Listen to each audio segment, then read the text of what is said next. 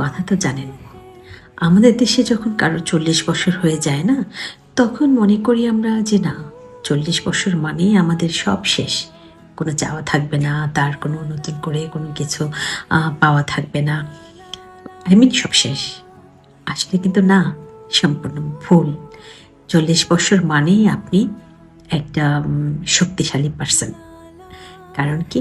কারণ আপনার কাছে অনেক কিছু আছে ওই টাইমটায়। 40 বছরের সময় আপনার কাছে আছে সবচেয়ে বড় যে হাতিয়ার মানুষের জীবন চলার জন্য, ভালোভাবে চলার জন্য, সেটা হলো অভিজ্ঞতা।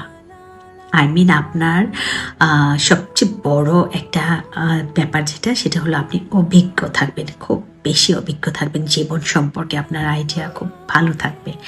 আর 40 বছর মানেই একটা সংখ্যা, বয়সটা মানে কি একটা সংখ্যা। 40 বছর মানে আপনি মুখ থুবড়ে পড়ে থাকবেন না, আপনি চলতে থাকবেন। ঠিক আছে?